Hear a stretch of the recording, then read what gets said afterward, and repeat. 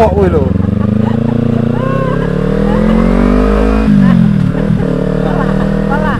Kalah lah.